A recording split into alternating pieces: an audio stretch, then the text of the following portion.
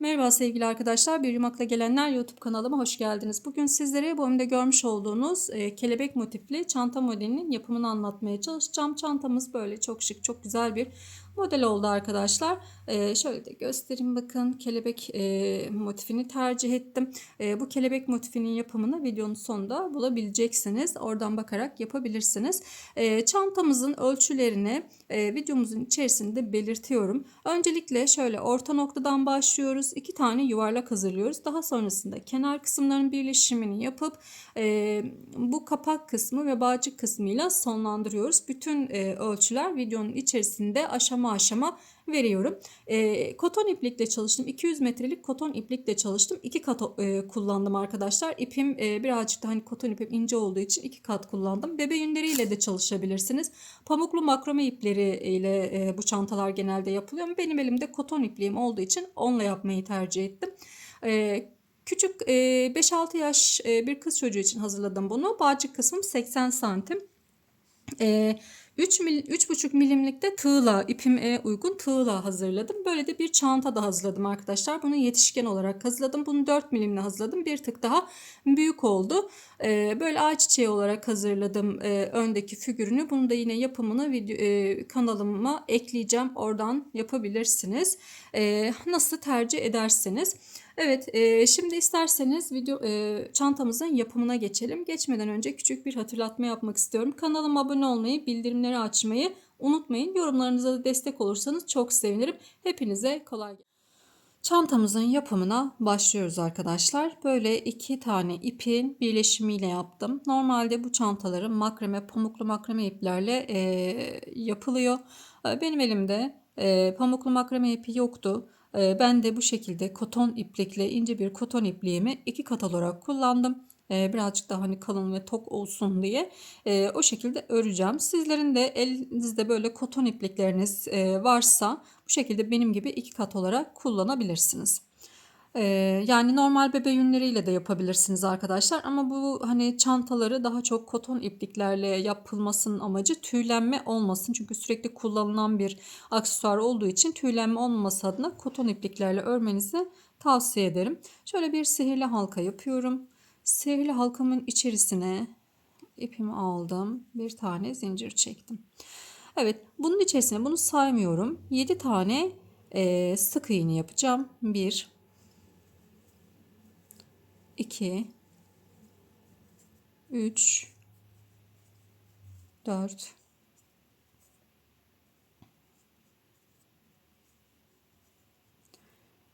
5, 6, 7. 7 tane sık iğne yaptım. Bunu da çekiyorum. Bu orta noktayı iyice kapatıyorum arkadaşlar. Bakın. Şimdi birleştireceğiz. Kaydırmayla birleştiriyorum. Evet. Şimdi yine bir tane zincir çekiyorum. Hemen bu dip kısmına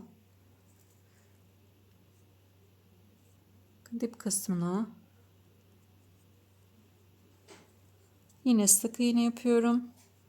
Aynı yere bir tane daha sık iğne yaptım. Aynı yere 2 tane sık iğne yaptım. Şimdi yanındaki ilmeğime geçiyorum.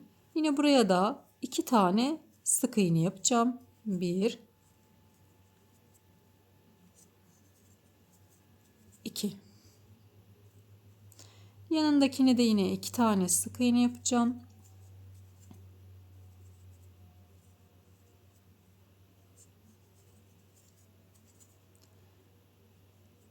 Üç tane yere 1, 2, 3 ilmeğime ikişer sık iğne yaptım. Hepsine ikişer tane yapacağız arkadaşlar. 4, altta 7 tane sık iğnemiz vardı. Bu 7 tane sık iğnenin hepsinin üzerine ikişer tane sık iğne yapacağız.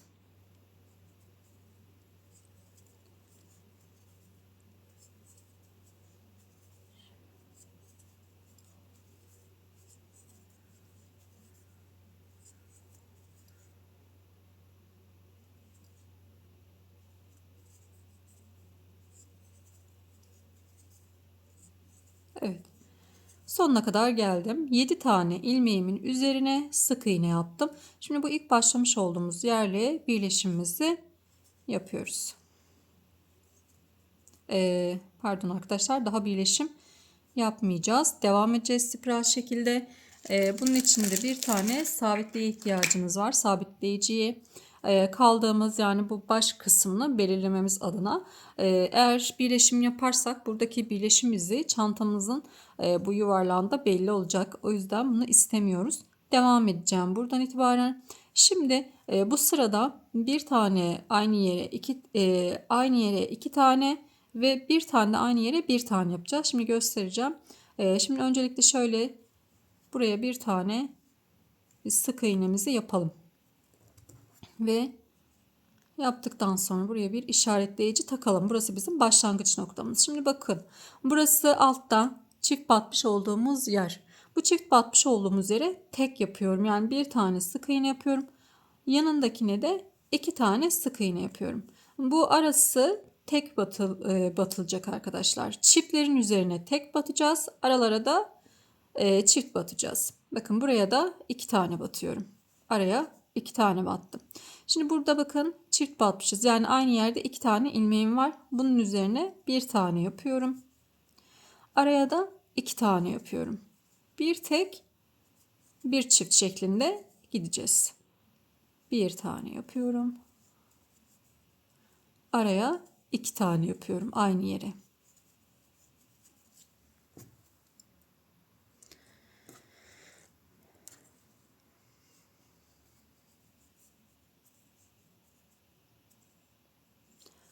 Bir tane yaptım. Bir, iki tane yapıyorum. Bir tane, iki tane, bir, iki tane, bir tane. Evet, buraya da yine işaretleyicimi taktığım yere de iki tane yapıyorum. Bir, iki. Tamamdır. Evet, şimdi devam ediyorum. Bakın buradan devam edeceğim. Bir üst sıraya geçmiş olduk. Bir üst sıraya geçtik. Şimdi burada da iki tane tek yapacağım. Bir tane çift yapacağım arkadaşlar. Şimdi bakın buraya tek yapıyorum. Bir. Şu buraya tekrar işaretleyicimi takıyorum. Yine çift batmış olduğumuz yere tek yapıyoruz. Kesinlikle bu yuvarlaklarınızı yaparken çift batılan yere, yani aynı yere iki tane battığımız yere kesinlikle iki tane yapmayın. Oralar bir tane olacak. Ve hemen bakın o çiftin yanındaki boşluğa da iki tane yapacaksınız. Bir, iki. Devam ediyorum. Şimdi bir tane tek batıyorum. Bir tane daha tek batıyorum. Bakın ayarlamamızı şu çiftin üzerinde tek yapmış olduk. Bunlar önemli arkadaşlar. O yüzden sürekli tekrar ediyorum. Yani çiftlerin üzerine hiçbir zaman iki kere, yani çift batmayın. Yani aynı yere iki tane batmayın. Bu boşluklara batacağız. Ve bunun püf noktası da, yani ben kendime göre geliştirdiğim püf noktası diyeyim daha doğrusu. Şu hemen çiftin yanındakine iki tane batmış oluyoruz. Yukarıya doğru ilerlediğimiz zaman daha iyi anlayacaksınız. Şimdi buraya iki tane yapıyorum. Yanına bir tane ve yine yanına bir tane, iki tek yaptım. Şimdi çift yapıyorum. Yani aynı yere iki tane yapıyorum. Devam ediyorum. Bir, iki, aynı yere iki tane.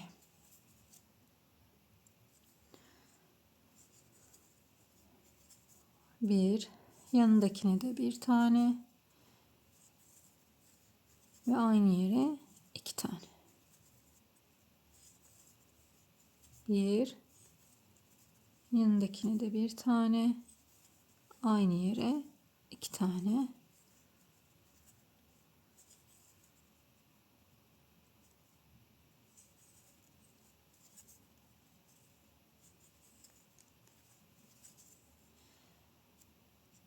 Evet, şimdi 2, buraya da 2 tane batıyoruz. Şimdi devam ediyorum yine. Şimdi 3 tek yapacağız, bir çift yapacağız arkadaşlar. Şimdi ilk tekimizi yapıyoruz. 1. İşaretleyicimi takıyorum. 1. Yanındakine 2 ve yanındakine de 3. Bakın yine altta 2 tane batmıştık. Şurası 2 tane. Bu 2 tanenin olduğu üzerine tek battık ve hemen yanına da çift batıyoruz. Yani şaşırırsanız eğer hani nerede olduğunuzu veya bu işaretleyicinizi işte kaybettiğiniz nereye takacağınızı, hani düştü nereye takacağınızı şaşırsanız bakın bu çiftin yanına üzerine tek, yanına çift olacak şekilde ayarlamanızı yapacaksınız. 2 3 çift batıyorum. Aynı yere 2 tane. Şimdi tekrar 1 2 3. Biraz masada da olduğu için karışabiliyor. Evet, şimdi 3. Şimdi buraya 2 tane batacağım.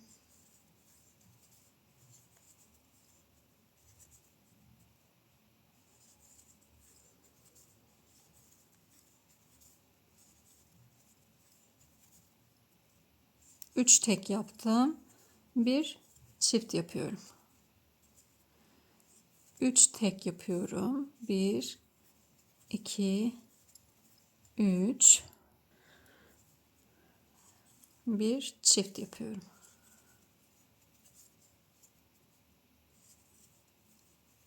1 2 3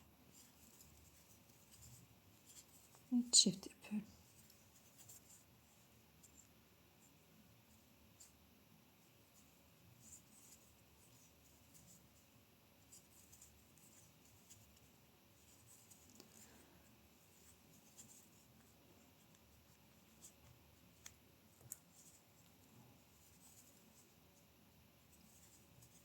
Buraya da çift batıyorum. Evet, devam ediyorum. Şimdi buraya kadar geldim. 3 tek bir çift. Şimdi artık 4 tek bir çiftle devam edeceğim arkadaşlar. Bakın 1 işaretleyicimi takıyorum.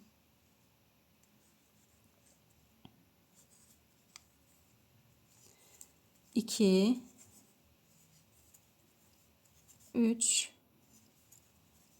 4. Bakın dördüncü tekim yine alttaki çift batmış olduğumuz yere geldi. Yanına da 2 tane yapıyorum. 1 2 tane yapıyorum. Devam ediyorum yine. 1 2 3 4. 4 tek. Yanına da 2 tane. Evet arkadaşlar, hep aynı şekilde devam edecek. Burada 4 tek bir çift yaptık. Bir üst sırada 5 tek bir çift, 6 tek bir çift, 7 tek bir çift olarak devam edeceğim. 8 tek bir çift olana kadar yapacağım arkadaşlar. Bunun gibi 2 tane yuvarlak hazırlayacağız. Birinci yuvarlağımızın bitişini nasıl keseceğinizi şöyle yapacaksınız. Diyelim ki bitirdiniz arkadaşlar bu halkanızı. Burada ipiniz kaldı. Hemen yan tarafa batıyorum ve kaydırmayla ipimi kesiyorum. İlk yapmış olduğunuz yuvarlağın. İkinci yuvarlağımızın, dairemizin ipini kesmeyeceğiz. Birleştirmemizi yapacağız onunla. O yüzden ikinciyi hazırlayalım. Yani 2 tane hazırlayalım. İkincinin ipini kesmeyelim. Birleştirmeyle görüşelim. Ben yapmış olduğum halkaların da yine ölçüsünü bitirdiğimde sizlerle vereceğim arkadaşlar. O dairelerin kaç santim olduğunu da yine sizlerle paylaşacağım birazdan. Yapalım gelin. 2 tane dairemizi yaptık. Yuvarlağımızı yaptık. 11,5 santimlik bir ölçüm oldu arkadaşlar. Şimdi eğer hani daha büyük istiyorsanız, daha büyük bir şekilde hani büyük yetişkin çantası gibi hazırlamak istiyorsanız devam edebilirsiniz. En son 8 tek bir çift yapmıştık. 9 tek bir çift, 10 tek bir çift şeklinde gidebilirsiniz. Veya işte hani birazcık daha aynı sayılarda yapmak istiyorum ama birazcık daha büyük olsun derseniz tığ numaranızı bir numara daha büyütürsünüz. Eğer eliniz çok sıkıysa mesela 4 milimlik bir tığla yapabilirsiniz. Ben 3,5 milimle çalışmıştım. İpiniz daha kalın olur, daha büyük düşer. İpiniz daha ince olur, daha küçük düşer. Ona göre kendiniz ayarlayabilirsiniz bunu. Şimdi birleşimimizi yapacağız beraber. Bakın bir tanenin ipini kopardım. Kaydırma tekniğiyle bağladım. İpi iç kısma aldım. Burada da yine aynı şekilde ipimi koparmadım. Buradan birleşim yapacağız. Şimdi 9 tane zincir çekelim. 1, 2, 3, 4, 5, 6, 7, 8, 9. 9 tane zincirimi çekiyorum. Diğer halkamı alıyorum. Diğer halkamın şöyle ters tarafına benim tarafıma çeviriyorum. Yani düz tarafı diğer kısımda kalacak. Ters tarafını benim tarafıma çevirdim. Burada herhangi bir yerden ilmeğimi takıyorum ve kaydırıyorum arkadaşlar.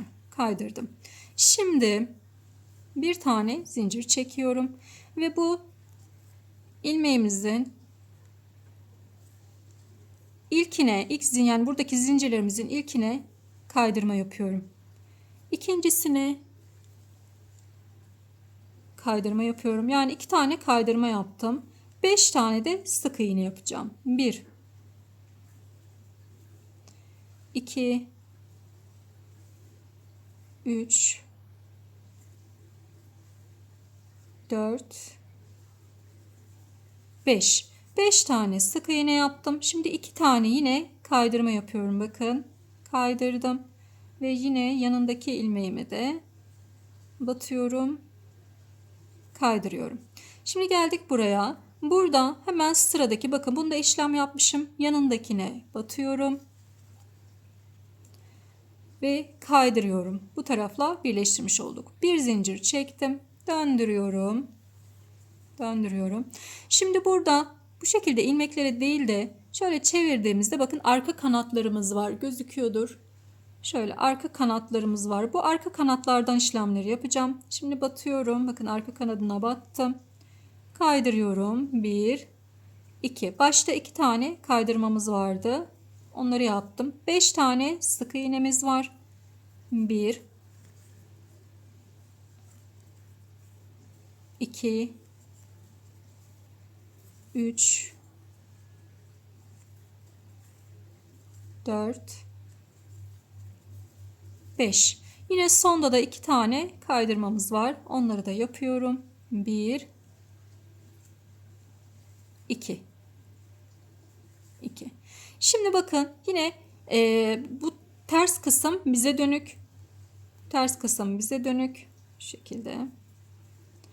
Ve burada sıradaki, yani tersten ilmeğimi giriyorum. Bakın bu şekilde tersten sıradaki ilmeğime, bakın burada işlem yapmıştım. Sıradaki ilmeğim bu. Buradaki ilmeğime batıyorum ve kaydırıyorum. Bir tane zincir çektim. Döndürdüm ve yine kaydırıyorum. Kaydırmaların üzerine kaydırma gelecek. Sık iğnelerin üzerine de sık iğne gelecek. Kaydırdım. Şimdi yine 5 tane sık iğne. 1, 2, 3, 4, 5. Kaydırıyorum. Yanındakini de yine kaydırdım. Ve sıradaki ilmeğime batıyorum. Kaydırıyorum. Bakın bu en sonda hani birleştirirken kaydırma olduğumuzu, şimdi bakın bir zincir çekiyorum. O birleştirme yaparken kaydırmıştık ya arkadaşlar, onu atlıyoruz burada. Hemen zaten dibinde onu atlıyoruz yanındakine. İsterseniz buralara bir işaretleyici takın birleştirme kaydırmasını yaparken, şaşırmayın. Şimdi yine bunu kaydırıyorum. 1, 2, yine 5 tane sık iğne yapıyorum. 1, 2, 3,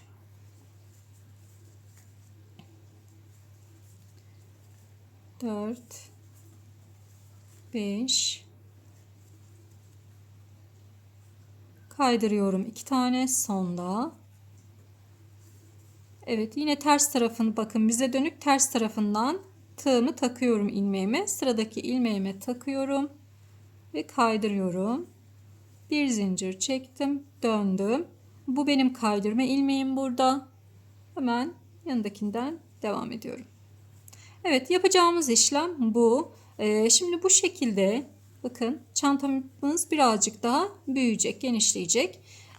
Şimdi bu şekilde devam edeceğiz. Bu ağız kısmını kaç sıra yapacağımı ben sizlerle paylaşacağım. Hani kaç sıra yaptım. Şimdi burada böyle bir yani yaklaşık bir 15 sık iğne veya 17 sık iğne kadar ayıracağım ama ben bir birleştireyim. Sizler de birleştirin. Bu ağız kısmında kaç sık iğne ayırdığımı sizlerle paylaşacağım arkadaşlar. O kısma kadar gelelim.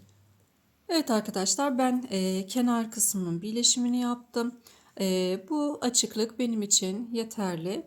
Bu kadar geldim. Şimdi o açıklığı şöyle bir ölçelim.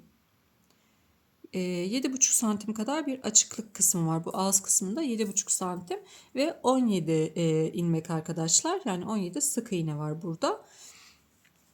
Böyle çantanın tam boyunu da yine vereyim size. Şuradan 16,5 17 santim gibi de evet 17 santim gibi de çantamızın genişliği. Evet şimdi en son kısmı gidelim.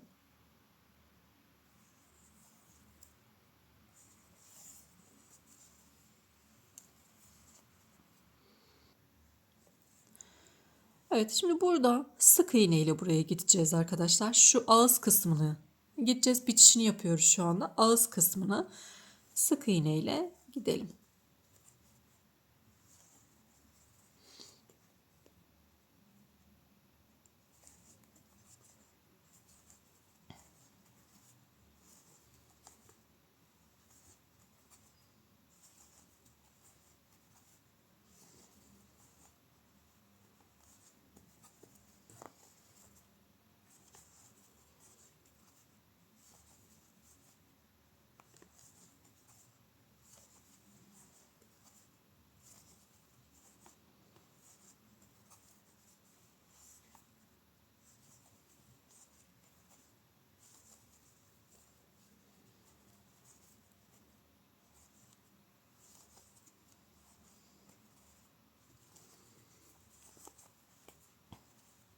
Evet. Şimdi kenar kısmına kadar geldim.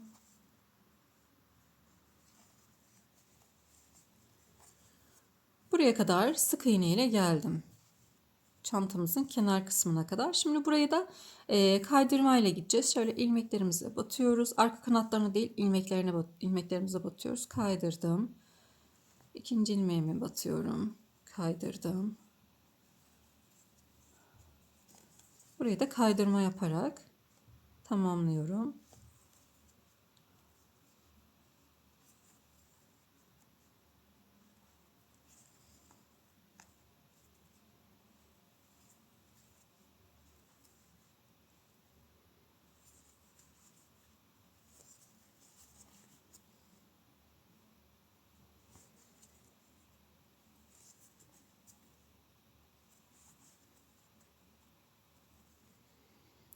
Evet, yine geldik çantamızın ağız kısmına. Buraya da yine sık iğne ile gidiyorum.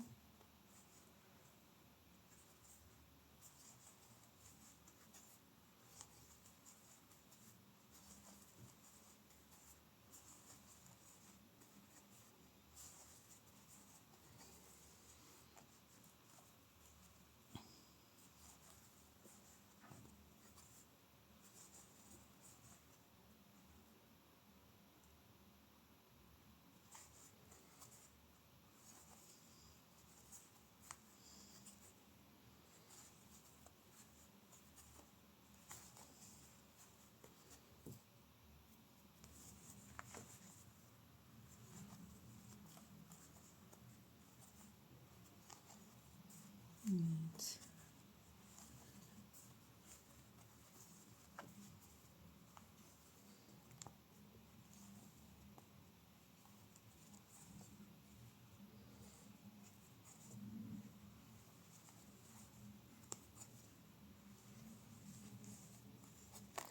Evet geldik. Şimdi gene kenar kısmına geldik. Yine kenar kısmında yine kaydırıyorum.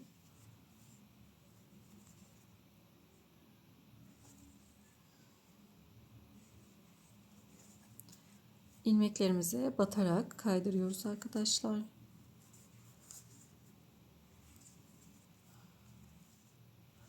Yani arka kanatlarına batmıyorum. Normal ilmeğe batıyorum.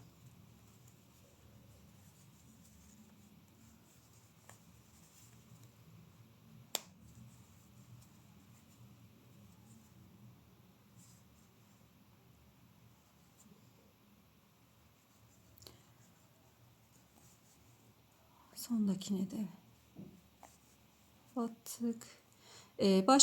Başlamış olduğumuz noktaya geldik. Hemen bu ilk bir zincir çekmiştik. Orada birleşimizi yine kaydırmayla yapıyorum. Şöyle bir tane yine zincir çektim ve ipimi kesiyorum arkadaşlar. Evet, bunu daha sonrasında çantamızın iç kısmında yürüteceğiz. Ve tamamlamış olduk. Şöyle göstereyim bakın. Evet. Şimdi kapak kısmını yapalım beraber. Kapak kısmı için şöyle 17 tane zincir çekiyorum kapak kısmı için. Eğer çantanız daha uzunsa, mesela şöyle uzunluğunu da yine paylaşayım sizlerle. Uzunluğumuz da 14-15 santim arkadaşlar. Uzunluğu çantanız daha uzun, daha geniş, yani daha büyük bir çanta yapıyorsanız eğer buradaki zincir sayısını artırmanızı tavsiye ederim. Yani o zaman kapak kısmı küçük gelir. Benim çantam küçük olduğu için 17 zincirle başlıyorum. Dediğim gibi büyükse çantanız 18, 19, 20 tane zincirle başlayabilirsiniz. Evet, şimdi dediğim gibi 17 tane zincirle başlıyorum. 1, 2, 3, 4, 5, 6, 7, 8, 9, 10, 11, 12, 13, 14, 15, 16 ve 17 tane zincirle başladım. Yanındakine bir tane sık iğne yapıyorum. Sık iğnemi yaptım. Şimdi buradaki tekniği dikkatlice izlemenizi istiyorum. Bakın şurada hemen ilmeğimizin bunu alıyoruz. Tığımı alıyorum. İpi dolamadım. Yandaki ilmeğime batıyorum. İpi alıyorum. Ve bu üçünü çıkarıyorum. Tekrar bunu alıyorum. Şöyle burada 3 tane ilmek var bakın. 1, 2, 3. En dipteki üçüncüyü alıyorum. İlmeğime batıyorum. Ve hepsini çıkarıyorum. Burada kaç tane yaptığımıza da dikkat edelim. Şimdi 1, 2, 3 tane var burada. Yine bakın şöyle göstereyim. 1, 2, 3 tane parça var. 1, 2, 3 yer var. Bu üçüncüye tığımı taktım. Buradaki zincirime de takıyorum. 3 tane var. Hepsini tek seferde çıkarıyorum. Evet bakın 1, 2, 3. Üçüncü zincirim ve topluyorum.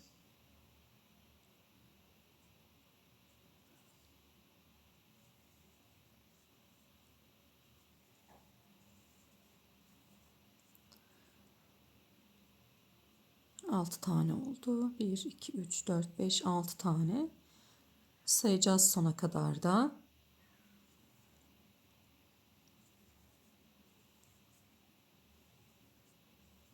Bakın buraya batıyorum. Buraya batıyorum. 8,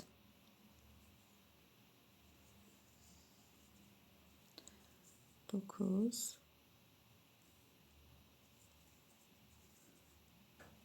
10,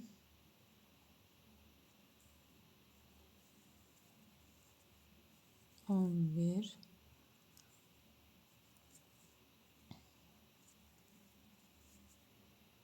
12, 13,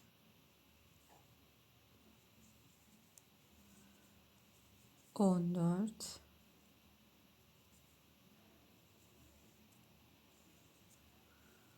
15, 16.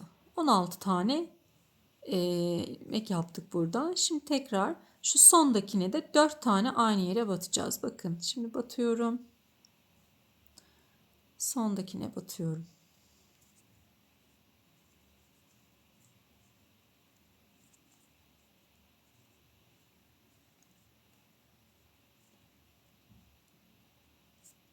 Evet.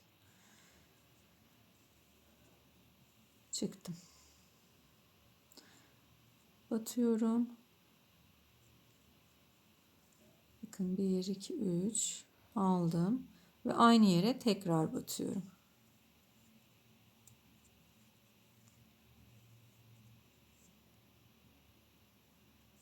Sondakini alıyorum.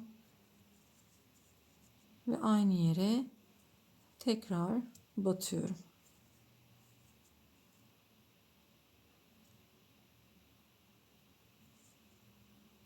Aynı yere tekrar batıyorum. Yani aynı yere 4 kere bu işlemi yapmış oluyoruz arkadaşlar. Şu 16 tane olan saydığımız yere de bir tane işaretleyici takmakta fayda var arkadaşlar. Çünkü o kısımlarda artırmalar yapacağız 16'dan sonra. Bunun için önemli. Şöyle bir tane artırmamızı alalım. Bakalım. 1, 2, 3, 4. Şuraya takıyorum. Evet, son ilmeğim 16. Buradan sonrası artırmaydı. İlmeğimi buraya taktım. Evet, bir tane de bu tarafa dönüşte takacağız. Şimdi devam ediyorum. Karşılarına denk gelecek şekilde ilmeklerimi devam ediyorum. Şimdi alıyorum yine. Tam karşısındaki bunun tam karşısındaki ilmeğe batıyorum.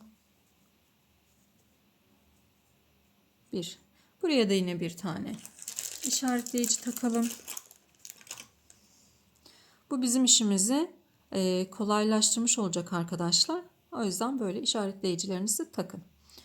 Şimdi yine buradan alıyorum. Şunu da karşıya atalım. İlmeğimi aldım. Çıkardım. Bakın 1, 2, 3. Üçüncüden alıyorum. Bir tane de sıradaki ilmeğimden alıyorum. Çıkarıyorum.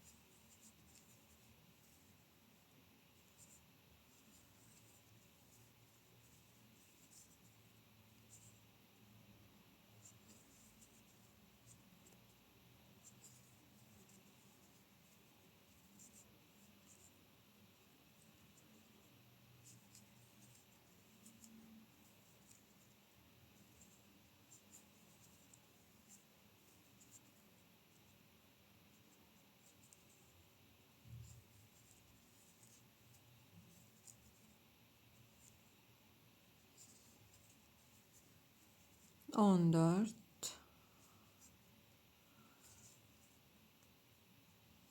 14, 15,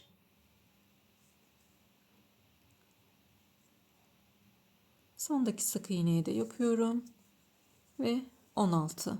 16 tane yaptık arkadaşlar burada. Şimdi bir tane zincir çekiyorum ve döndürüyorum. Şimdi arka tarafını döndürdük. Arka tarafında önden çalışacağız arkadaşlar. Bunu nasıl yapacağız? Şimdi oldukça yavaş bir şekilde anlatmaya çalışacağım. Şöyle iyice yakınlaştırdım. Bakın, tığım burada, bir zincir çekmiştik, döndük. Örgümüzün ters yüzündeyiz. Tığımı ipimin arkasına getiriyorum. Bu şekilde tığım, bakın, ipim burada. Tığım arkasına geldi. Ön taraftan, şuradan tığımı tekrar gösteriyorum. Tığım şu şekilde arka tarafından, ilmeğimin yani ipim tığımın önünde, bakın arkasına geçtim. Sıradaki ilmeğimden arkadan öne doğru geliyorum. Bu şekilde bakın. Arkadan tığımı takıyorum. Öne doğru geldim. İpimi tığımın üzerine aldım. Bakın, ipimi tığımın üzerine aldım ve geri çektim. 2 tane var. İkisini çıkarıyorum. Şimdi şöyle döndürüyorum arkayı. İlkini sık iğne yapıyorduk arkadaşlar, biliyorsunuz. İkinci de ne yapıyorduk? Şu sondaki ilmeğimi alıyordum. Tığımın ucundaki. Şöyle göstereyim, bakın şurada. Bu değil. Hemen uç kısmında olanı alıyorum. Şimdi. Evet, şimdi aldım. Bakın, alıyorum. Tığım önümde. İpim önümde tığımın. Şu şekilde.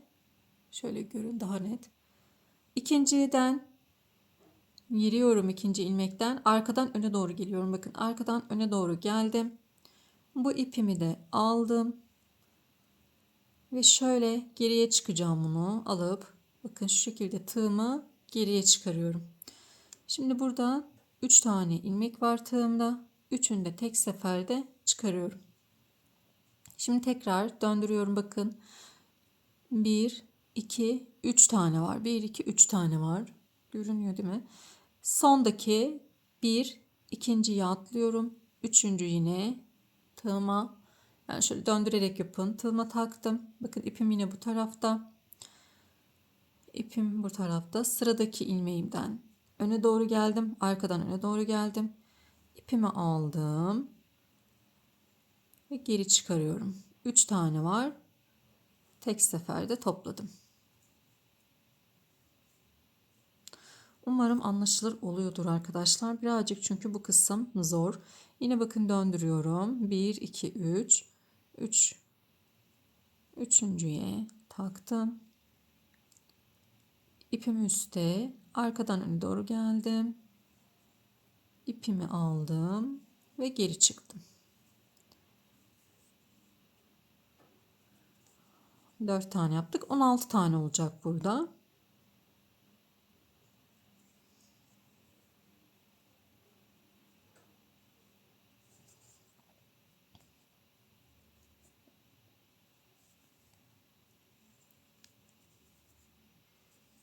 Beş,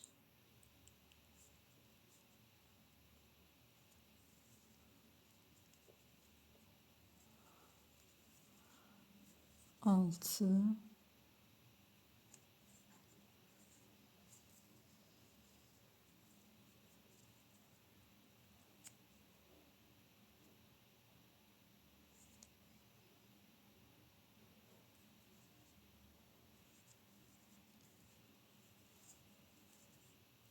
7,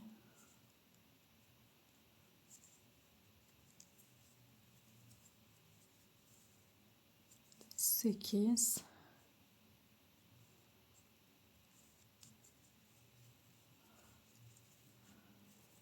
9,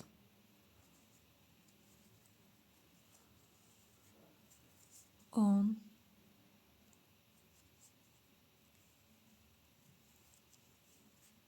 11,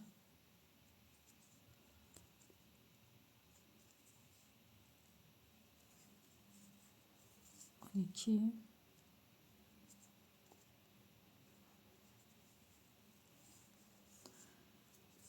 13,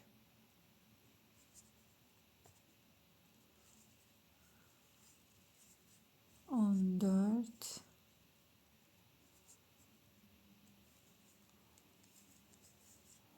15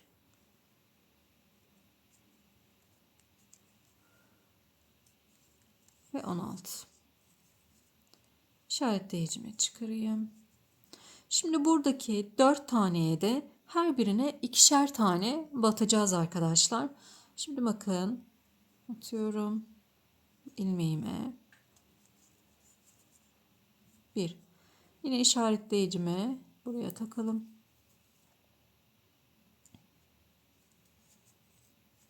1.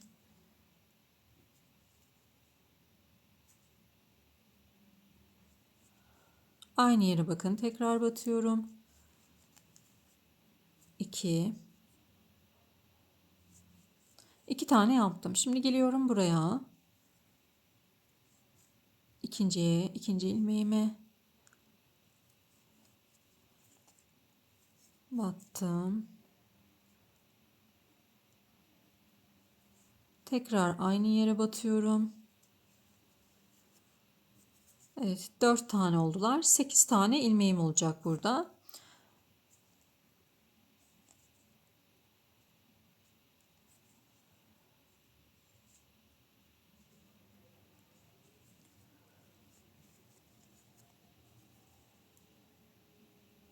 Evet, aynı yere tekrar batıyorum.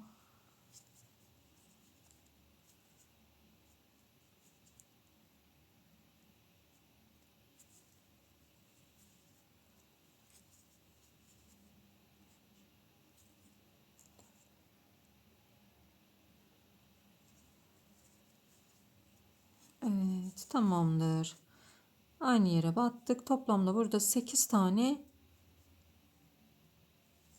ilmeğim oldu arkadaşlar. Bir de çıkabilsem. Evet.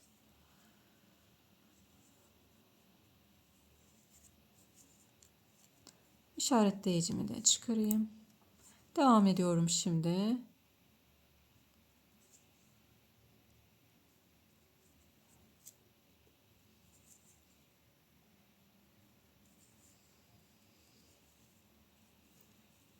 Her birine bir kere batacağım. Bir. Şöyle yine takalım. Başa kadar geleceğiz.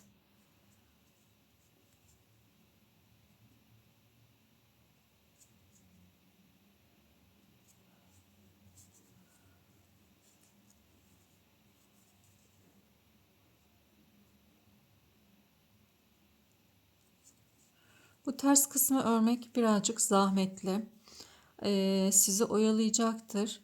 Yani umarım anlaşılabilir olmuştur. Elimden geldiğince yavaş bir şekilde göstermeye çalıştım arkadaşlar.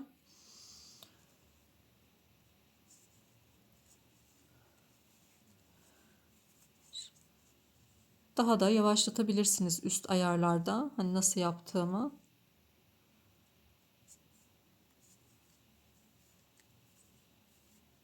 Bir, iki, üç, dört. Kaç tane yaptık burada? 1, 2, 3, 4, 5, 6.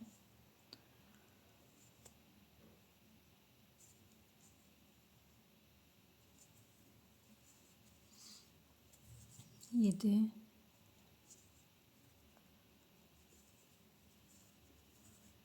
8.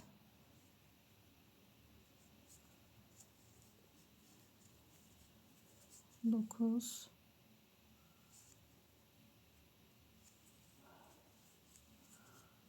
10.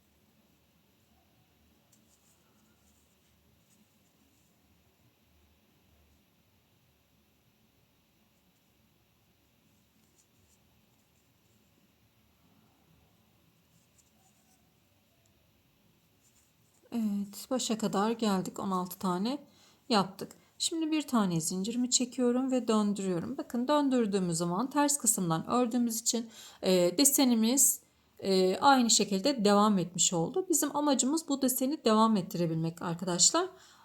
Şöyle de bakın. Böyle buğday başağı gibi bir desenimiz oluyor bu şekilde yaptığımız zaman. Şimdi ön yüzündeyiz. Ön yüzü kolay, daha kolay. İlkine sık iğne yapıyorum. İlkine sık iğne yapıyorum. Daha sonrasını yine bu şekilde bakın, sık iğnede 2 tane oluyor ilmeğimiz. İkinciye batıyorum. Yanındakine batıyorum. Ve alıyorum. Üçüncüye batıyorum. Yanındakine batıyorum. Alıyorum. Üçüncü yanındaki ilmeğime alıyorum.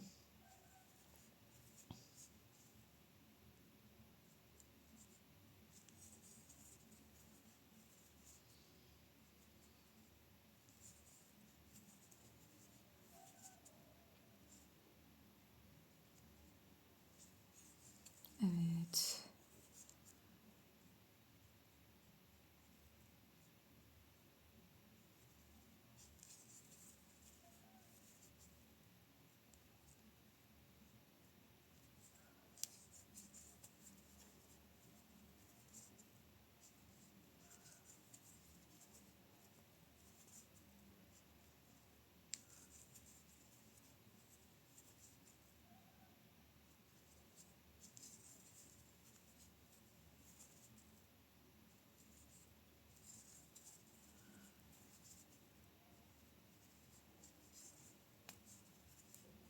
On dört. Yine 16 tane yapacağız burada.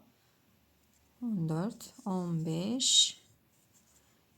İşaretleyicimi çıkarıyorum. 16.'yı da buraya yapıyorum.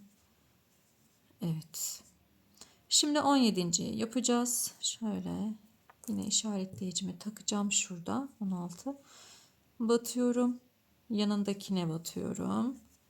Hepsini çıkarıyorum. Şöyle işaretimi de yine taktım.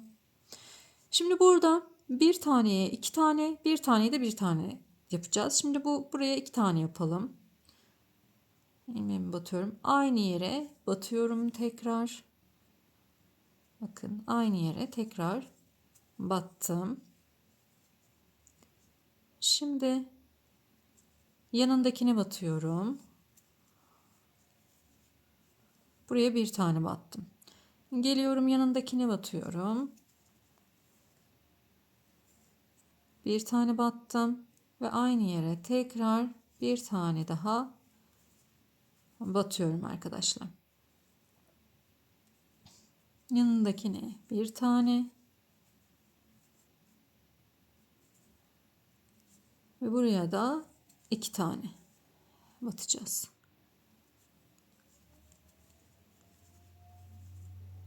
Yanındakine bir tane, buraya da 2 tane, aynı yere. Evet, şimdi devam edeceğiz. Hepsine tek tek batarak devam edelim arkadaşlar. Yine 16 tane olacak burası. Yine işaretleyicimizi de buraya takalım yine.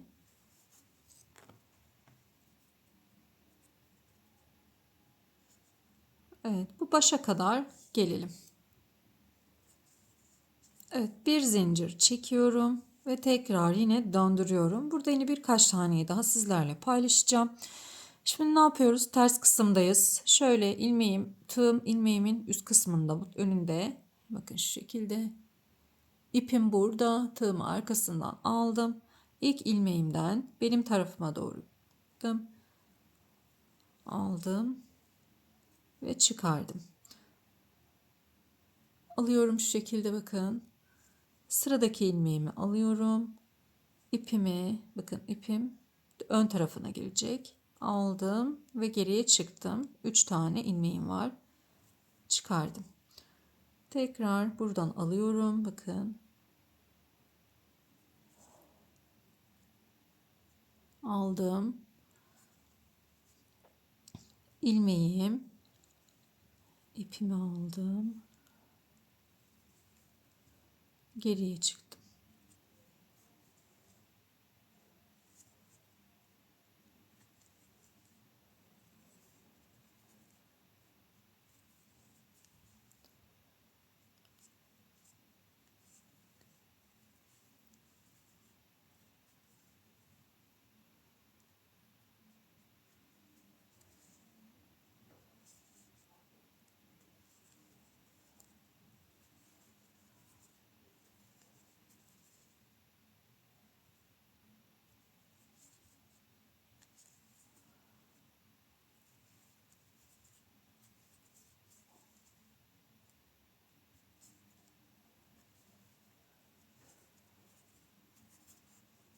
Evet, bu şekilde ilerleyeceğiz.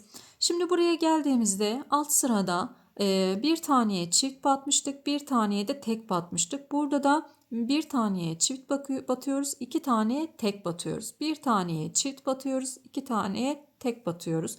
Bir üst sırada bir taneye çift, üç taneye tek. Bu şekilde artırarak, yani bir çift üç tek, bir çift dört tek gibi artırarak örüyoruz arkadaşlar. Dediğim gibi bu ters kısmı eğer anlamadıysanız yavaşlatabilirsiniz. Üstten ayarlar kısmından oynatma hızına gelip oradan yavaşlatarak izleyebilirsiniz. Ve devam edelim arkadaşlar. Şimdi kaç sıra ve kaç santim yapacağım sizlerle paylaşacağım. Ben yapayım, sizler de yapın. Bir saniye sonra buradayız. Arkadaşlar, ben kapakçık kısmını tamamladım. 3 bu tarafta buğday başım var. 3 sırada bu tarafta buğday başım var. Şöyle ölçü de vereyim size. 8,5 santimlik bir ölçü var genişliğim. Uzunluk olarak da ölçüsünü yine vereyim. 11,5 santimde uzunluğum. Şimdi en son bunu neye göre yapıyoruz? Şu çantanın ağız kısmında açık olan kısmı kapatmasına göre yapıyoruz. Bakın şöyle tuttuğumda kapanıyor bu kısım.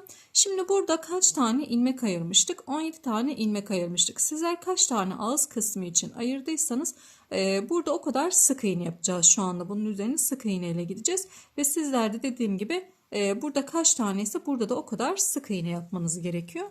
Şimdi bunun üzerine sık iğneler gidelim. Bir zincir çektim. Şöyle dip kısmına bir tane sık iğne yapacağım. Bir. Sık iğneleriniz buraya yetmezse aynı yere 2 tane yapabilirsiniz.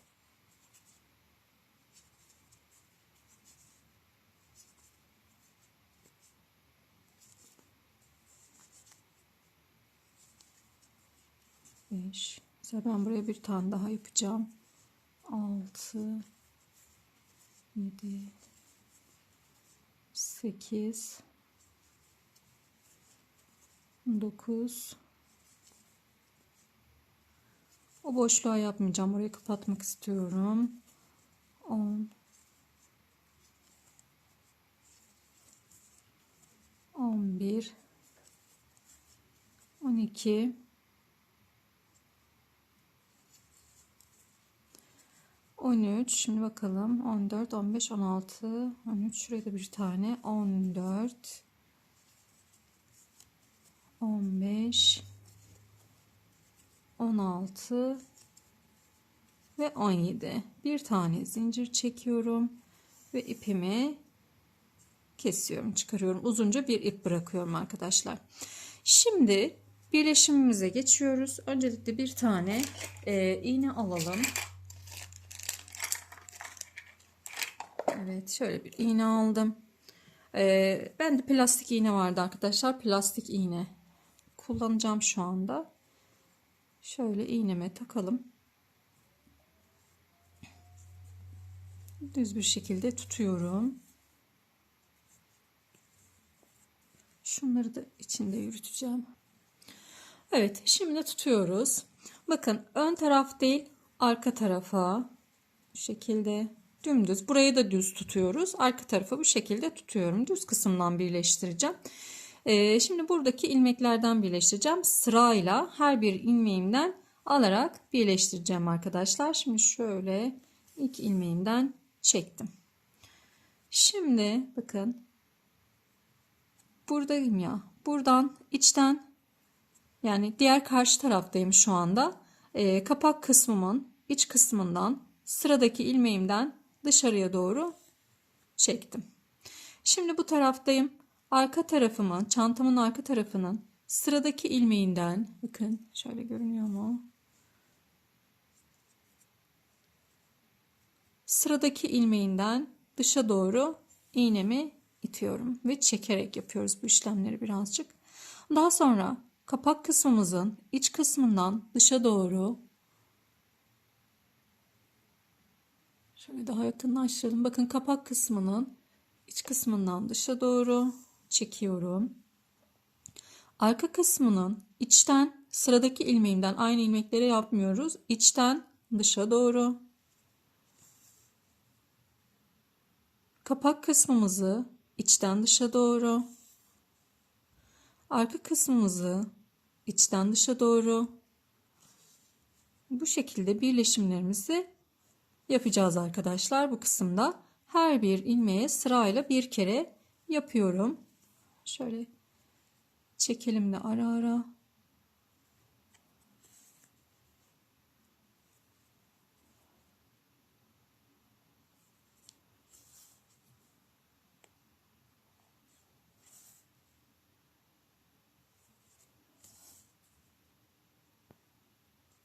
Bu şekilde olduğunda belli olmuyor arkadaşlar dikişlerimiz ve daha güzel oluyor.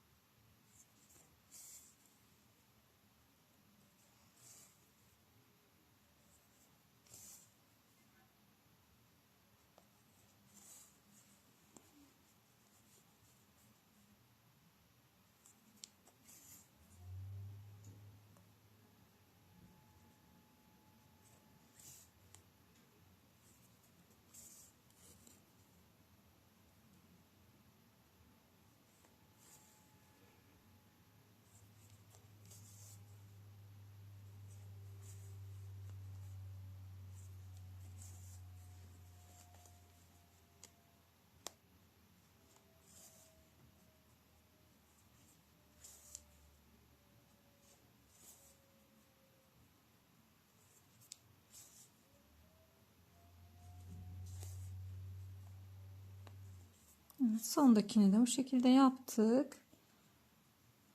Bir kez daha aynı yerden geçiyorum. İyice düğüm olması için. Evet, daha sonra şöyle iç kısımda bu ipimizi yok edelim. Yani şöyle ilmeklerin aralarında bakın iğne yardımıyla yok edeceğiz.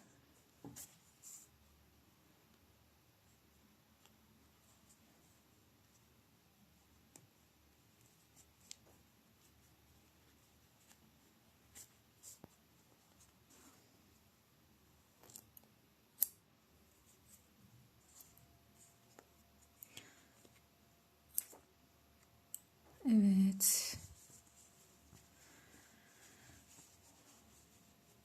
Evet, bu kısmımızı da hazırlamış olduk. Çantamızın kapak kısmını da hazırladık. Arkadaşlar şimdi askı çalışmamızı yapacağız. Askı çalışmamız için yine 2 kat olarak ipimi kullanıyorum. Şöyle birazcık uzunca bir ip bırakıyorum arkadaşlar. Başlamadan önce burayla dikeceğim çünkü dikiş işlemimi yapacağım. Buradan başlıyorum şimdi. Biraz yakınlaştıralım. Evet, şimdi şöyle hemen bir iki tane zincir çektim. Daha 3 tane çekiyorum. 3 zincir çekiyorum. Hemen dibindeki zincirime, yanındaki zincirime bir tane tekrar yapalım birazcık.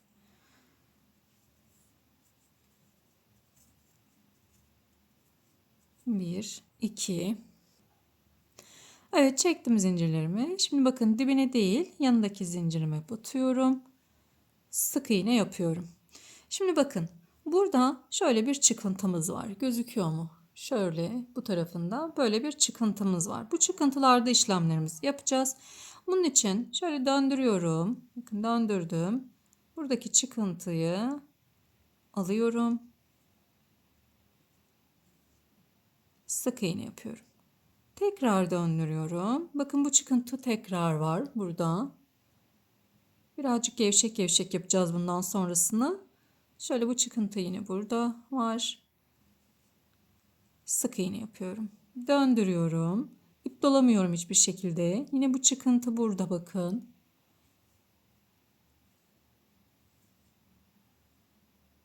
Sık iğne yapıyorum. Döndürüyorum.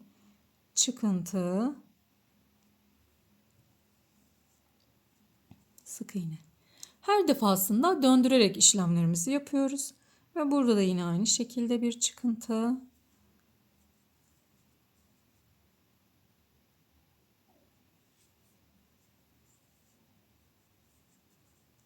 Bakın döndürüyorum.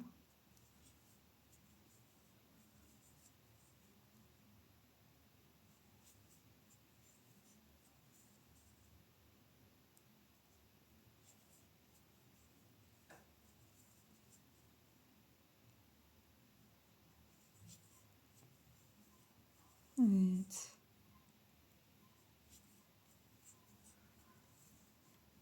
Bu işlemi sürekli böyle tekrarlayarak yaparak gideceğiz arkadaşlar. Görüntümüz de bu şekilde olacak. Kaç santim yapacağım? 80 santim kadar yapmayı planlıyorum. Ben küçük bir kız çocuğu için yapıyorum. 5-6 yaşlarında bir çocuk için yapıyorum bu çantayı. 80 santim benim için yeterli olacaktır. Eğer yetişkin için yapacaksanız ölçmeniz gerekiyor arkadaşlar. Hani kaç santim istiyorsanız, uzunluğunu ne kadar istiyorsanız o kadar ölçmeniz gerekiyor. Mesela bakın ben böyle bir çanta yapmıştım. Yetişkin boyu için yaptım. 95 santim kadar bir uzunluğu var. Askımın yani yetişkin ve çocuk çantalarında tabii ki askı boyları farklı olacaktır. Boy uzadıkça farklı olur. Bir de takma şeklinize de göre değişir. Eğer omuz askısı olarak kullanacaksanız tabii ki daha kısa ama böyle hani boydan omuzdan boydan çapraz bir şekilde asacaksanız eğer o zaman daha uzun bir askı yapmanız gerekiyor. Dediğim gibi ölçmeniz gerekiyor. Şimdi biz bunu yapalım, gelelim. Evet arkadaşlar, ya hazırladım ben askımı. Şimdi bu askıyı buraya dikeceğiz. Öncelikle tabii ki bitişinde de yine uzunca bir ip bırakıyoruz. O şekilde kesiyoruz. Hem başlarken hem de sonla uzunca iplerimiz mevcut. Onlarla dikim işlemlerini yapacağız. Şimdi şöyle bakın askımızın kapağını açalım. Şu iki kenarlarımız var. Bir burada bir burada kenarlarımız var. Bu kısımlardan dikişimizi yapacağız. Askı kısmımızı şöyle dış kısmından takıyorum. Dış kısmından olacak. İçe doğru tam orta noktasını alıyorum. Bakın tam ortasından içe doğru çekiyorum. Evet. Şimdi burada şöyle göstereyim. Burada bakın buradan giriyorum. Ve buradaki askı kısmımın şu kenar ilmeklerinden alıyorum arkadaşlar. Kenar kısımlardan alarak dikişimi yapacağım burada. Şöyle.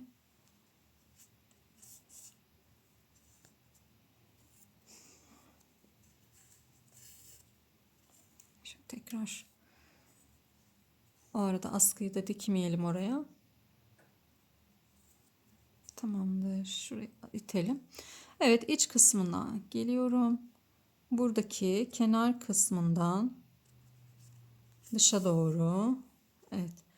Yine burada da aynı şekilde şöyle orta noktasından iç kısma doğru. İçten geliyorum. Yine bu askının kenar kısmını alacağım arkadaşlar. Kenar kısmından bakın buradan.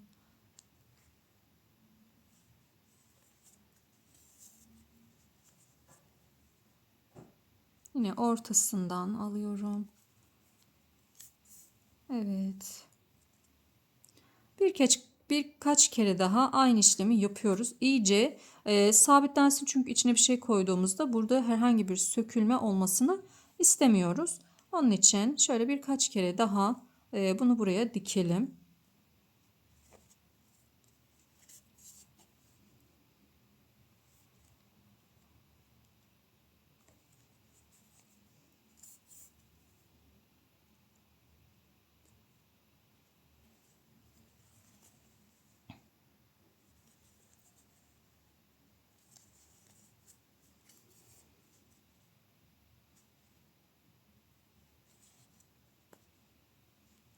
Evet. Yeterli. Şimdi iç kısımda ipimizi gizleyeceğiz. Şöyle ilmeklerimizin aralarından yürüteceğiz arkadaşlar. Şöyle yürütelim. Birkaç yürüttükten sonra da düğümde yaparız ki sağlam olsun. Yaptığımız işin sağlam olmasına dikkat edelim.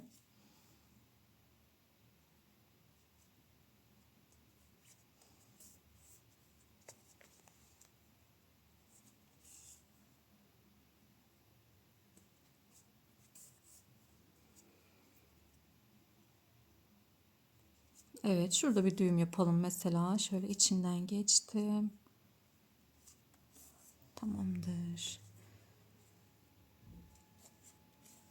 Evet. Şimdi buradaki ipimizi kesebiliriz. Bu taraf tamam. Şimdi diğer tarafı yapalım arkadaşlar. Şöyle düz bir şekilde alıyorum. Yine bu kısmı da iğneme geçireceğim ve diğer tarafın aynısı gibi bu tarafı da dikelim. Askı kısımlarımız tamam. Şimdi kapağımızı kapatalım. Evet. Çantamızı kapatarsak hazırlamış olduk. Şimdi bu önüne nasıl bir süs istiyorsanız arkadaşlar. Çiçek motifi olur, kelebek motifi olur. Ben bugün kelebek yapacağım. Bakın şöyle beyaz bir kelebek şöyle önüne yapıştıracağım. İsterseniz de dikebilirsiniz tabii ki. Çantamızın bu kısmına mıknatıslı çıt çıtlar var arkadaşlar. Ben aldım ama daha gelmediler. İnternetten aldım. Buraya onu dikmeniz gerekiyor. Şimdi şu anda elimde olmadığı için gösteremiyorum. Mıknatıslı çıt çıt çanta için mıknatıslı çıt çıt diye yazarsanız internette çıkacaktır. O şekilde yapabilirsiniz veya almak istemiyorsanız böyle de bırakabilirsiniz. Hiç önemli değil. Zaten kapak kısmı öyle kendiliğinden açılan bir kapak değil. Ama ben hani takacağım. Daha gelmediler. O yüzden şu anda gösteremiyorum sizlere. Şimdi böyle bir kelebek motifi yapacağım ve bu kelebek motifini buraya dikeceğim veya yapıştıracağım arkadaşlar. Ben böyle beyaz renkli fuşya olarak da hazırladım. Ama beyaz renkli olarak takacağım. Şimdi sizlerle beraber bu kelebek motifinin yapımını da paylaşayım. Anlatayım sizlere. Bakın bu şekilde gayet şık, güzel, süslü bir çocuk çantası oldu. Yetişkinler için de tabii ki kullanabilirsiniz. Bu kelebekleri daha küçük ince iplerle hazırlayıp toka olarak da yapabilirsiniz. Tokalarda da kullanabilirsiniz bunları. Böyle çantanızda takım olarak, çantayla takım olarak çocuklarınıza takabilirsiniz. Tam bir bayram hediyesi olacak onlar için. Şimdi bu kelebeğin yapımına geçelim. Şöyle renkli bir iplikle anlatacağım arkadaşlar. Öncelikle sihirli bir halka yapıyorum. Yakınlaştıralım. Evet, sihirli bir halka yapıyorum.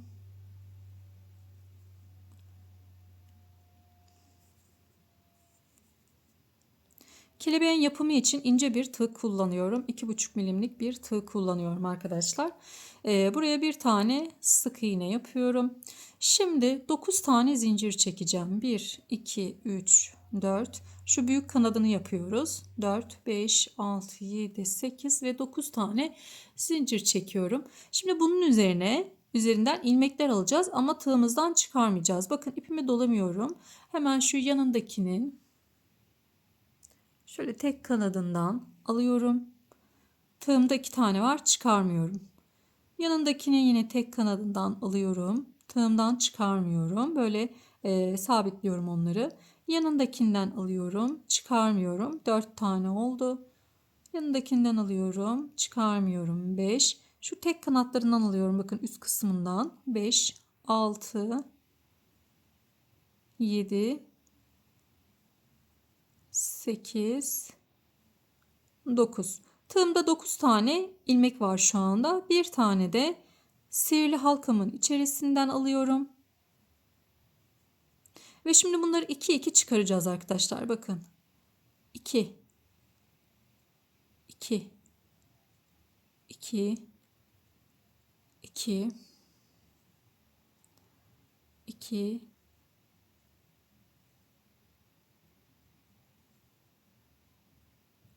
Bu en sondakini böyle birazcık uzatıyorum ve öyle çıkarıyorum. Evet. Şimdi bakın döndürüyorum. Döndürdüğümde şu üst kısımlarda şöyle iğnemle göstereyim. Bakın buralarda böyle ilmeklerim var. Bu ilmekler üzerinde çalışmalarımızı yapacağız. Şimdi ilk bakın hemen dip kısmında bir tane ilmeğim var. Şöyle göstereyim. O yüzden buradaki zincirimizi biraz uzattık ki buna kolay kolay batış yapabilelim diye. Bakın burada. Şimdi buna batıyorum. Kaydırıyorum. Burada bir tane eksiltme yapmış olduk. Bunları yine ilmeklerimizi toplayacağız. Batıyorum. Yanındakine batıyorum. Yanındakine batıyorum. 4, 5, 6, 7, 8 tane ilmeğim oldu. Bir tane de sihirli halka içerisine alıyorum. 9 tane ilmeğim oldu arkadaşlar. Bir tane eksiltmiş olduk burada. Yine 2 2 çıkarıyorum bunları. Bakın ipimi alıyorum. Bir bundan bir de bu ikisi bundan çıkarıyorum. Yani 2 tane çıkarmış oluyorum.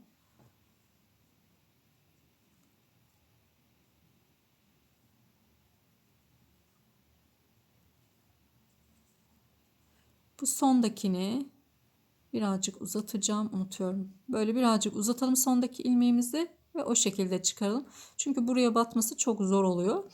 Evet, şimdi tekrar devam ediyorum. Yine buraya batıyorum. Bakın hemen ilmeğimin dibindekine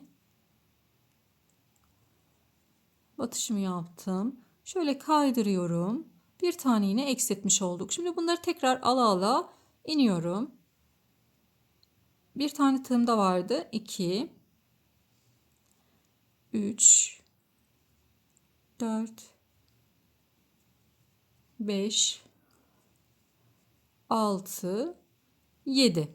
7 tane oldu. Şimdi bir tane de sihirli halkamdan alıyorum. 8. Bunları yine 2 2 geriye doğru çıkarıyorum. Sondakini birazcık uzatıyorum ve o şekilde çıktım. Evet, şimdi tekrar bu dibinden alıyorum. Kaydırdım. Devam ediyorum. 2. Tığımda da bir tane vardı. 2 3 4 5 6. Bir tane de sihirli halkamdan alıyorum. 7. Şimdi yine 2 2 çıkarıyorum.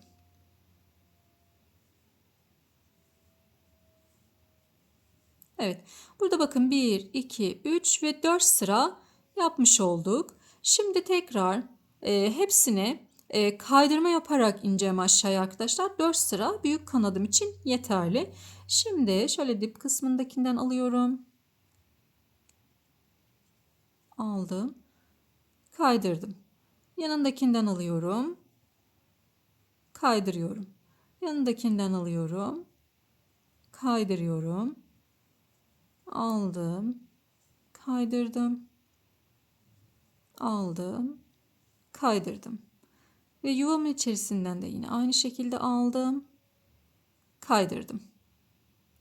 Evet. Şimdi 5 tane zincir çekiyorum. 2, 3, 4 ve 5. Burada küçük kanadını yapıyoruz. Şimdi tekrar bunun üzerinde bakın şu arka yani tek kanatlarını alıyorum. Bir tane tığım da vardı. Bir de bunu aldım. 2. Yanındakinden alıyorum. 3. Yanındakinden alıyorum. 4. Ve yine yanındakinden alıyorum. 5. Bir tane de yuvadan alıyorum. Yani sihirli halkamın içerisinden alıyorum. 6. Şimdi yine bunları 2 2 çıkarıyorum geriye doğru. Şu sondakini birazcık uzatıyorum. Oraya batışımı yapabileyim diye. Evet. Şimdi bakın o sondakine şöyle görünüyor değil mi arkadaşlar? Bakın burada buraya batıyorum ve kaydırarak içinden çıkardım. Şimdi bunları tekrar alıyorum. Tığımda bir tane vardı. 2 3 4. Bir tane de yuvamın içerisinden alıyorum. 5. Yine 2 2 bunları çıkarıyorum. Sondakini birazcık uzattım. Evet, şimdi tekrar buraya aldım. Yine bir tane eksiltmemi yaptım. Devam ediyorum. 1 2 3. Bir tane de yuvadan alıyorum. 4. Şimdi yine 2 2 çıkardım. Evet, küçük kanadımız için de 3 sıra yeterli arkadaşlar. Şimdi yine yuvamın içerisine doğru kaydırarak geliyorum. Hemen buradan alıyorum. Kaydırdım. Yanındakinden aldım. Kaydırdım. Ve yuvamın içerisine geliyorum. Kaydırıyorum. Tekrar 5 tane daha zincir çekiyorum.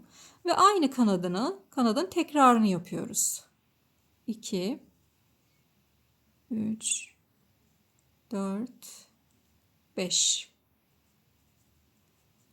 Arada şöyle halkamızı da küçültelim. Şu anda 2 4 6 tane tığım da var. Yine 2 2 çıkarıyorum. Sondakini uzattım.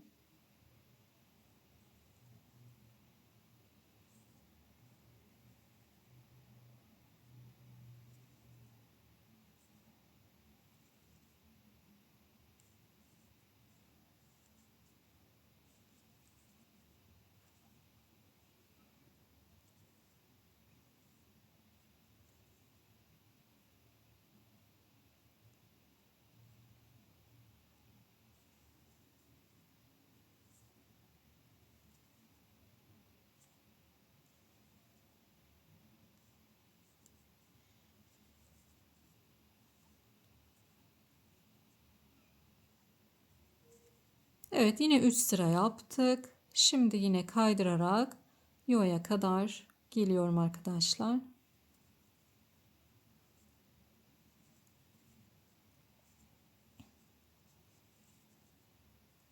Evet. Şimdi büyük kanadımızı yapacağız. Büyük kanadımızı da yine 5 tane zincirle yapacağız. Daha sonrasında artırmalarımız olarak olacak ve bu kısma kadar, yani bu uzun kısma kadar artırarak geleceğiz. Şimdi 5 tane yapalım. 2, 3, 4, 5. Yine aynı ilmeklerimizden alarak iniyoruz. 3, 4, 5. Bir tane de yuvamdan alıyorum. 6. Bunu uzatmadım. Şimdi bir tane zincir çekiyorum. Bakın artırma yapıyoruz. Bir zincir çekiyorum. Zincirimi de gevşek çektim. Şimdi zincirimin hemen şöyle görünüyor. Bakın şurada kabartısı oluştu. Hemen oradan, bakın burada. Buradan bir tane alıyorum. Tığımda 2 tane var. Burada artırmış oldum. 2, 3, 4, 5, 6. Bir tane de yuvadan alıyorum. 7. Şimdi bunları yine 2 2 çıkarıyorum.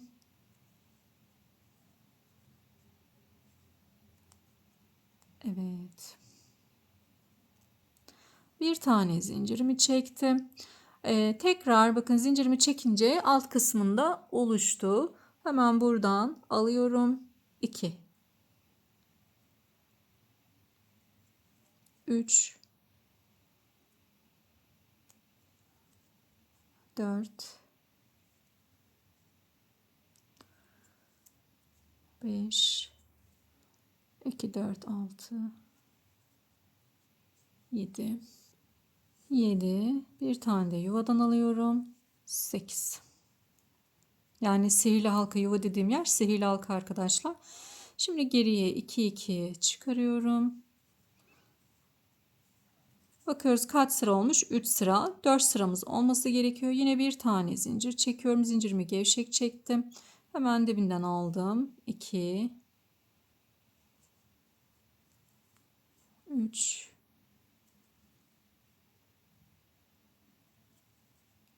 4, 5, 6, 7, 8. Bir tane de yuvadan aldım. 9. 2 2 geriye yine çıkarıyorum. Evet. Şimdi kaydırarak alt kısma kadar geleceğim. Çünkü 4 sıram oluştu arkadaşlar. Ve kaydırarak sihirli halkaya kadar geliyorum. Yani batamadıysam buraya.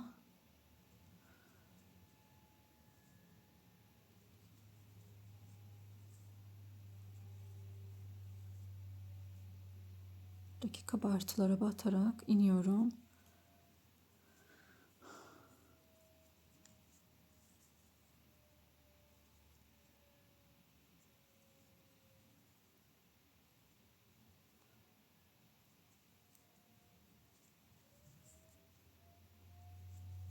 Evet. Sihirli halkamızın içerisinden de alıyorum. Kaydırdım. Şöyle bir tane zincir çekiyorum ve ipimi koparıyorum burada. Şimdi bakın, sihirli halkamızın ortası açık. Ne yapıyorum? Buradaki ipimi alıyorum ve sonuna kadar çekebildiğim kadar çekip bu ortasını kapatıyorum arkadaşlar. Bakın kapattım. Bu iple de yani örmüş olduğumuz ve kesmiş olduğumuz bu iple de alıyorum ve bağlıyorum. Sıkı sıkı iyice bağlayın. Çözülmesin.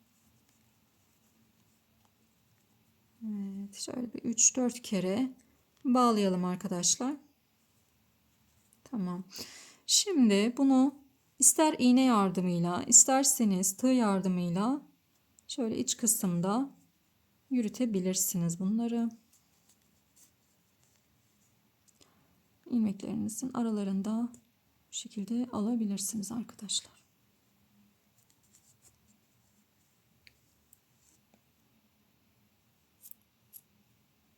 Evet. Kelebeğimiz hazır. Bu şekilde formunu verebilirsiniz. Şöyle elinizle bakın düzeltin. Şimdi kelebeğimizin şu ortasındaki kısımlarını yapalım.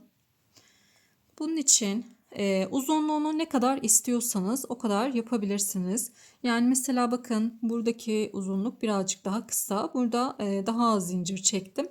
Burada daha fazla zincir çektim. Yani burada 25 tane çektim. Burada da 30 tane zincir çektim arkadaşlar ve 2 kere bağladım. Şimdi bakın şöyle koyalım. Şimdi bu sefer ortasını alacağım. 28 tane zincir çekeceğim. Şimdi 1, 2, 3, 4, 5, 6, 7, 8, 9, 10, 11, 12, 13, 14, 15, 16, 17, 18, 27 ve 28 tane zincirimi çektim. Şimdi burada ipimi kesiyorum. Ve başındaki şöyle bir düğüm atıyorum buraya. Başına ve sonuna düğüm attım. Şöyle kesiyorum buradan. Yine buraya da aynı şekilde düğüm atıyorum. Bunu da buradan kesiyorum. Şimdi zincirimizin düz kısmı üste gelecek. Şöyle bakın üst kısmında olacak düz kısmı zincirimizin. Şöyle arka tarafına getiriyorum ve arkadan buradan şöyle bağlayacağız.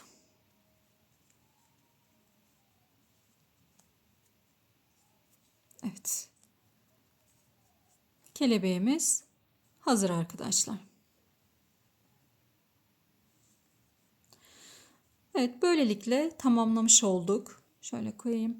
Böylelikle çantamızı tamamlamış olduk. Bunu da dediğim gibi buraya yapıştıracağım ben. İsterseniz de dikebilirsiniz de. Şöyle sıcak silikonla yapıştıracağım.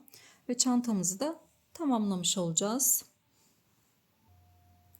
Bir videomuzun daha sonuna gelmiş olduk. İnşallah kolaylıkla yapabilirsiniz. Elimden geldiğince en kolay, en yavaş haliyle anlatmaya çalıştım. Ama eğer takıldığınız bir yer olursa mutlaka yorumlarda sorun arkadaşlar. Elimden geldiğince yardımcı olmaya çalışacağım. Her bir detayını vermeye çalıştım. Eğer yine de sizin için hızlı geliyorsa üst kısımda ayarlar kısmından oynatma hızını düşürebilirsiniz. O şekilde yapabilirsiniz. Evet, buraya kadar izlediğiniz için teşekkür ediyorum. Yapan herkesin ellerine, kollarına, emeklerine sağlık diyorum. Kanalıma abone olmayı, bildirimleri açmayı unutmayın. Yorumlarınıza da destek verirseniz çok sevinirim. Hepinize sağlıklı günler dilerim.